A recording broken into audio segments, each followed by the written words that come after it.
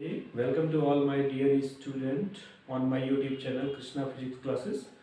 तो बच्चों, जो बच्चे आज हमारे इस चैनल पे पहली बार आ रहे हैं तो कृपया आप हमारे चैनल को लाइक करें, सब्सक्राइब करें, जिससे आपको आने वाले न्यू वीडियोज़ हैं, जो हमारे न्यू वीडियोज़ हैं वो आपको मिलते रहेंगे।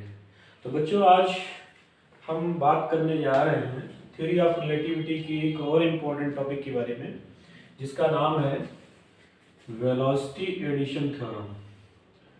वेलोसिटी एडिशन थ्योरम, इसको बोला जाता है वेलोसिटी एडिशन थ्योरम को transformation component of the velocity, और वी कैन राइट ट्रांसफॉर्मेशन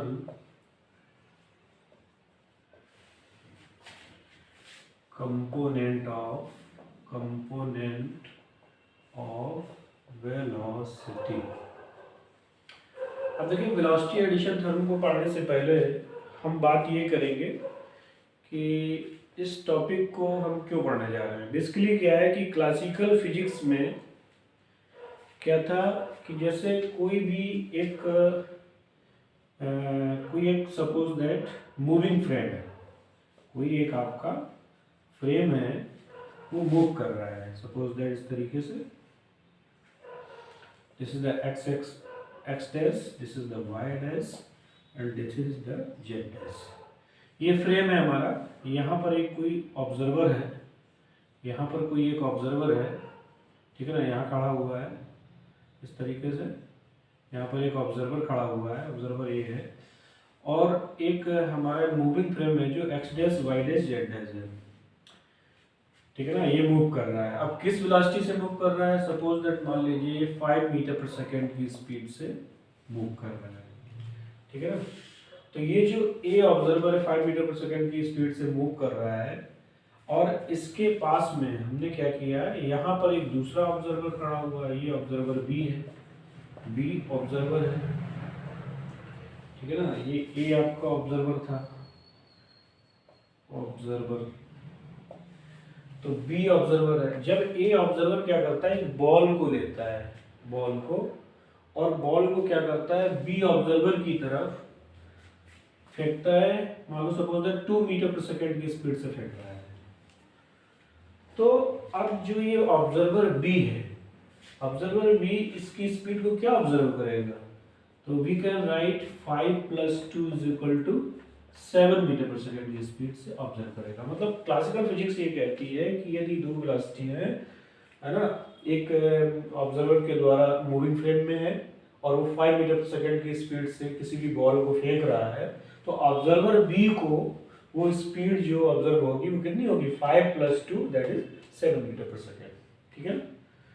तो ये this is fundamental for the classical physics. अब हम यही बात करते हैं कि थ्योरी ऑफ रिलेटिविटी में आकर क्या है। थ्योरी ऑफ रिलेटिविटी में हम ये प्रिंसिपल अप्लाई नहीं कर सकते हैं, क्योंकि ऑब्जेक्ट को हमें ये बताना पड़ता है कि जो भी हम बॉल को फेंक रहे हैं वो v = c, मतलब बॉल की स्पीड क्या हो जाए, वेलोसिटी ऑफ द लाइट की इक्वल हो जाए। उस केस में ये फार्मूला एप्लीकेबल नहीं होता है, तो हमारी क्लासिकल फिजिक्स फेल हो जाती है और हमें न्यू रिलेटिविटी की जरूरत पड़ती है, न्यू टॉपिक की जरूरत पड़ती है, जिसका नाम है वेलोसिटी एडिशन थ्योरम। तो बच्चों, ये कॉन्सेप्ट पढ़ना है, इस वजह से हम वेलोसिटी एडिशन थ्योरम का टॉपिक आज लेने जा रहे हैं। अब इसमें एक और इम्पोर्टेंट बात है। सबसे इम्पोर्टेंट बात क्या है कि Einstein theory, special theory of relativity के दो पोस्टुलेट्स हैं। फर्स्ट पोस्टुलेट्स हमने बताया था कि first point, all the laws of physics have same form in all inertial frame of reference. जितने हमारे फिजिक्स के लॉ इनर्शियल फ्रेम के लिए सभी सेम होते हैं, और speed of the light is constant for all inertial frame of reference. जितने हमारे इनर्शियल फ्रेम्स हैं सबके लिए स्पीड ऑफ द लाइट क्या होनी चाहिए, कांस्टेंट होनी चाहिए। तो आज हमें आइंस्टाइन का जो सेकंड पोस्टुलेट्स है वो वेलोसिटी एडिशन थ्योरम के द्वारा हम प्रूव करेंगे कि कैसे हमारी speed of the light constant होती है सभी इनर्शियल फ्रेम्स के लिए, ठीक है ना। तो इस टॉपिक को पढ़ने के लिए हम सबसे पहले firstly we will draw the diagram. तो डायग्राम एक ड्रा करना होगा हमको, तो डायग्राम बनाने जा रहे हैं इस तरीके से। ये आपका हमने एक्स एक्सिस लिया, ये आपका वाई एक्सिस लिया, ये जेड एक्सिस लिया, ये एक्स डैश, इसको एक्स डैश ले लिया, इसको वाई डैश लिया, इसको जेड डैश लिया, इसको ओ डैश ले लिया और इसको ओ ले लिया। ठीक है, तो there are two frame of reference S and S dash. The S dash is moving with constant velocity v with respect to frame S. यहाँ पर एक कोई पार्टिकल है जिसकी पोजीशन को हमने, यदि हम फ्रेम S से ऑब्जर्व करते हैं तो इसकी पोजीशन क्या हो जाएगी, X, Y, Z और D। फ्रेम S से ऑब्जर्व करते हैं, कोई ऑब्जर्वर यहाँ से यदि ऑब्जर्व करेगा फ्रेम S के लिए तो इसके पोजीशन कोऑर्डिनेट होंगे X, Y, Z and D। Similarly यदि कोई ऑब्जर्वर यहाँ से ऑब्जर्व करेगा मूविंग फ्रेम से तो यहाँ से क्या कोऑर्डिनेट्स हो जाएंगे, X dash, Y dash, Z dash and T dash. ये इसके पोजीशन कोऑर्डिनेट्स हो जाएंगे, किसी भी पार्टिकल की पोजीशन कोऑर्डिनेट्स ये हो जाएंगे। ठीक है ना। अब इस केस में हमें करना क्या है कि सबसे पहले हमें फ्रेम एस के लिए वेलोसिटी का कंपोनेंट लिखना है, फिर फ्रेम एच डैश के लिए वेलोसिटी का कंपोनेंट लिखना है और फिर उसमें लॉरेंस ट्रांसफॉर्मेशन का यूज करेंगे और इससे एक रिलेशन फाइंड आउट करेंगे जो हमें डेरिवेशन में करना है। तो first of all we have to apply the velocity, formula of the velocity in moving frame. तो सबसे पहले वेलोसिटी कंपोनेंट लिखने जा रहे हैं, velocity component in for frame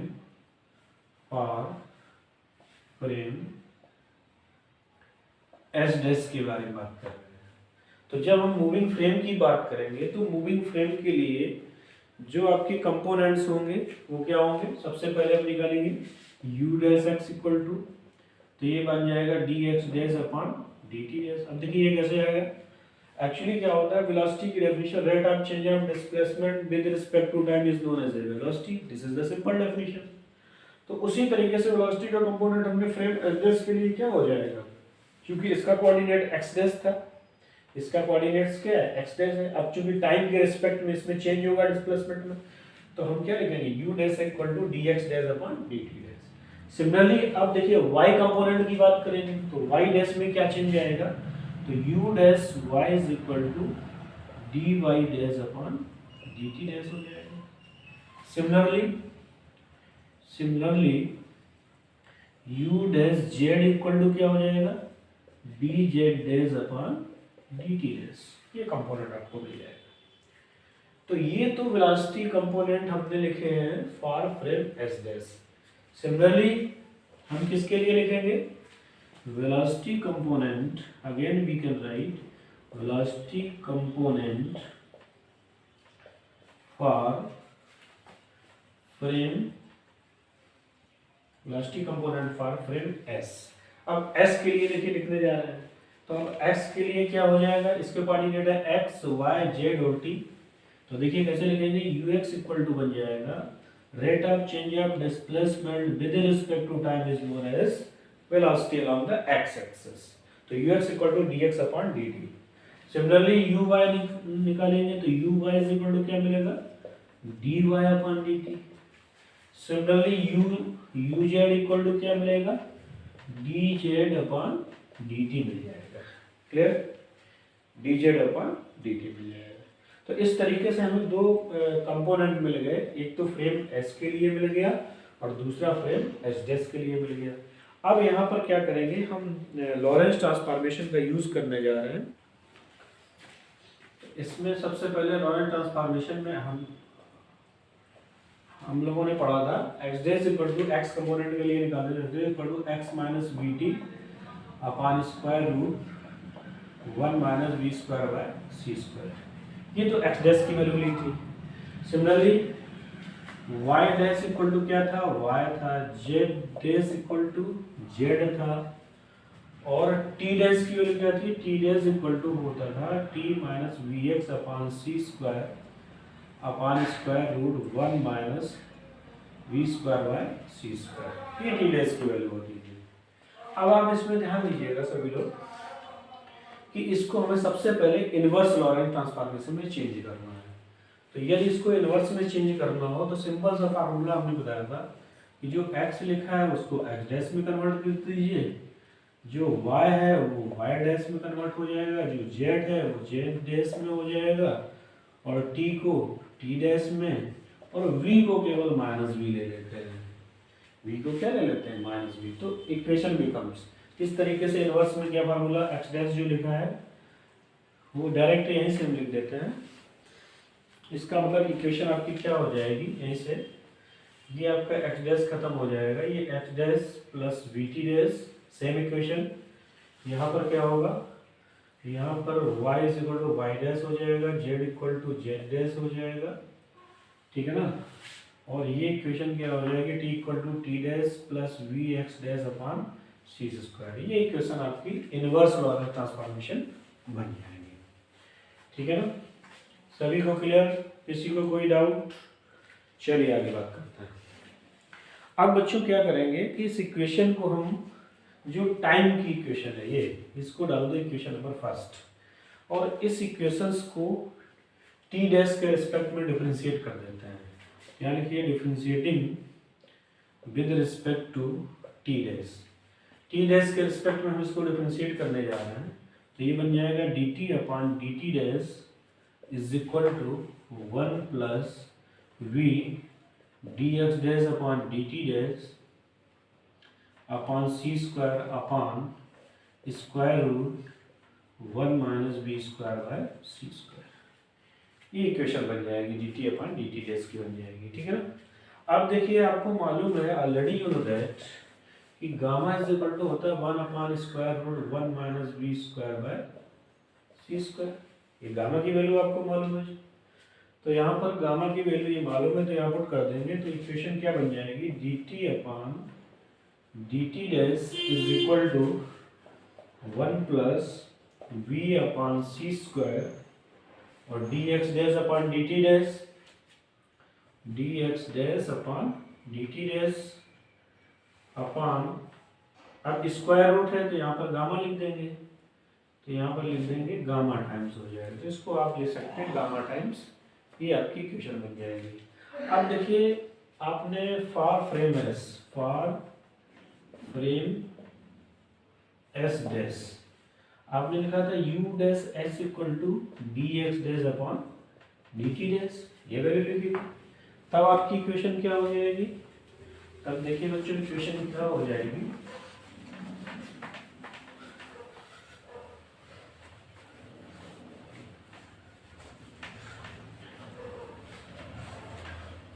तब आपकी इक्वेशन होगी d T upon D T dash is equal to gamma times 1 plus we upon C square और u डैश एक्स दिस, ये इक्वेशन हो जाएगी, ठीक है ना।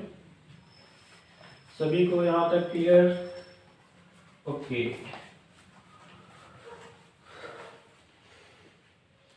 अब आगे हमें देखना है, क्या करना है बच्चों, कि आपको मालूम है कि x डैश की वैल्यू क्या होती है, x डैश इक्वल टू होता है x minus v t upon square root 1 minus we square by C square होता है। ये x डैश की वैल्यू मालूम है, तो इस इक्वेशन को हम क्या करने जा रहे हैं, मतलब ये लॉरेंस ट्रांसफॉर्मेशन इक्वेशन है, इसको कहते हैं Lorentz transformation equation, Lorentz transformation equation, ठीक है ना। तो ये आपकी लॉरेंस ट्रांसफॉर्मेशन इक्वेशन है। अब इसको क्या करेंगे, डिफरेंशिएट करेंगे। कर दीजिए भाई differentiate with respect to T dash. इसको आप क्या करिए, टी डैश के रिस्पेक्ट में, एक्स डैश के रिस्पेक्ट में जनरल डिफरेंशिएशन है, यहाँ पर जनरल डिफरेंशिएशन है, डिफरेंशिएटिंग इसको जनरल डिफरेंशिएशन करना है, मतलब d x dash is equal to बन जाएगा d x minus v d T upon square root 1 minus we square by C square. तो जैसे x का है तो dx हो जाता है, इसी तरीके से x डैश का डिफरेंशिएशन क्या हो जाएगा, dx डैश हो जाएगा। सिमिलरली टाइम के रिस्पेक्ट में क्या होगा, देखिए लॉरेंट ट्रांसफॉर्मेशन का टाइम इक्वेशन क्या है, t dash equal to t minus we x upon C square upon square root 1 minus we square by C square, ये इक्वेशन होती है।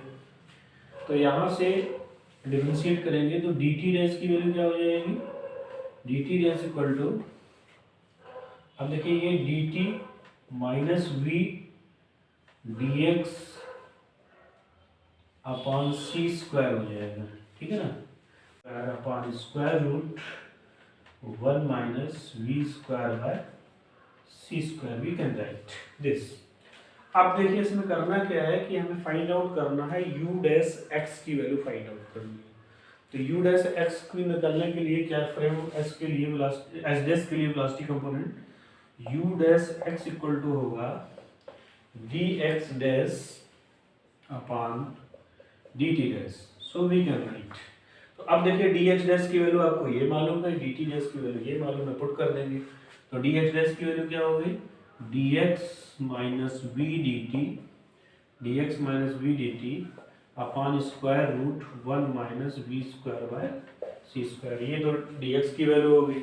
अब dt dash dx by dt, तो मतलब ये अपोजिट डायरेक्शन में वैल्यू आ जाएगी। आप क्या लिखेंगे, मल्टीप्लाई में अपोजिट हो जाएगा, तो रूट हमने लिख दिया 1 minus we square by C square, है ना, और अपान में लिख देंगे dt minus v D x by C square हो जाएगा, वी डी एक्स बाय क्या हो जाएगा, सी स्क्वायर हो जाएगा, v D x by C square ये बन जाएगा। अब देखिए इसमें ये कैंसिल हो जाएगा, ऊपर और नीचे से ये फैक्टर आपका कैंसिल हो जाएगा, then you will get u dash x equal to D x minus v d T upon D t minus v D x by C square, ये बन जाएगा। अब देखिएगा इसमें करना क्या है कि इसमें डी टी कॉमन लेना है पूरे टर्म से, ऊपर नीचे दोनों साइड में। अब डी टी कॉमन ले लीजिए, तो यहाँ तक तो सभी को क्लियर है, ठीक, वेरी गुड। अब देखिए डी टी कॉमन ले लेंगे,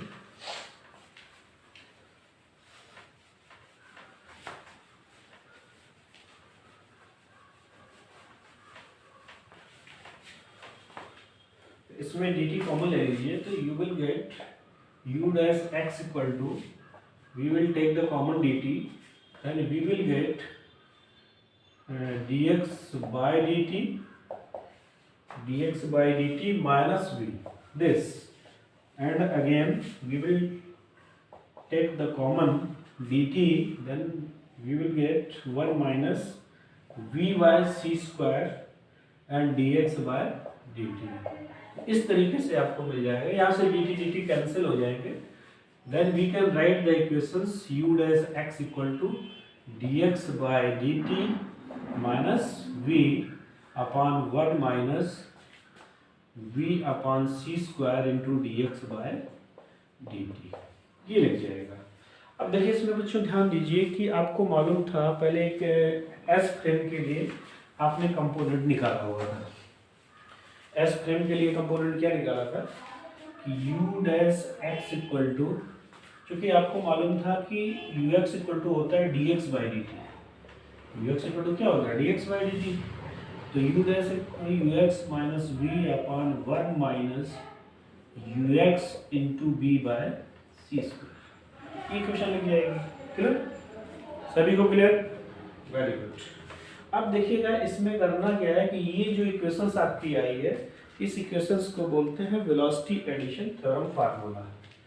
this equation is known as a velocity addition. तो हमें इनवर्स वेलोसिटी एडिशन थ्योरम के फॉर्म में लिखना हो, तो बच्चों देखिए ना इनवर्स में कैसे लिखेंगे। इनवर्स में हमने कई बार बताया है कि इसको बस चेंज करके थोड़ा सा लिखना होता है। देखिए कैसे लिखेंगे इनवर्स में, जहाँ पर u डैश x लिखा है उसको क्या लिख देंगे, ux लिख देंगे, तो ux इक्वल टू हो जाएगा, ये बन जाएगा u dash x plus we upon 1 plus u dash x into b y c square, ये बन जाएगा। क्लियर। अब आप इसमें ये देखिएगा कि ये जो इक्वेशंस आई है ये इनवर्स वेलोसिटी एडिशन थ्योरम का फार्मूला है। देखो ये इनवर्स वेलोसिटी एडिशन थ्योरम का फार्मूला प्रूव कर लिया था। अब ये हमें प्रूव करना है कि consistency of the Einstein second postulates. Second postulates को दिखाना है कि speed of the light is constant for all inertial frame of reference. तो देखिए कैसे दिखाएंगे। इसमें सबसे पहले हम फार्मूला वही आपका इनवर्स वेलोसिटी एडिशन थ्योरम का फार्मूला हमने लिखा है ux equal to u dash x plus c upon 1 plus u dash x into c u dash x into B by C square. तो बच्चों इसमें आपने वेलोसिटी एडिशन थ्योरम का formula prove किया है ux equal to u dash x plus we upon 1 plus u dash x into v by C square. This is the equation number first. अब इसमें हमें प्रूव करना है consistency of the Einstein second postulates. तो इसमें second postulates prove करने के लिए सबसे पहले हम ये कंसिडर करें कि u dash x equal to c, then we can put the value of the u dash x equal to c, then we will get the value ux equal to c plus v upon 1 plus c into v by c square.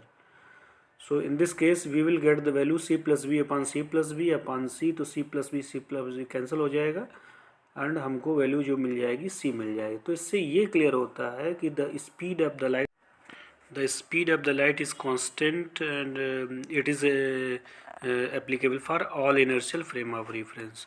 अब second condition क्या है इसमें कि if U dash x equal to C and V is equal to C, तो we can put the value of U dash x equal to C and V is equal to C and we will get the value U X equal to C plus c upon 1 plus c square by C square cancel हो जाएगा और इसमें 2c upon 2 is equal to c. It is clear that speed of light is constant. Speed of the light is constant. It is independent of the position of the source and observer. तो ये Einstein second postulates को follow करता है। तो इस तरीके से ये टॉपिक आपका कंप्लीट होता है बच्चों। और thank you to all for watching my video.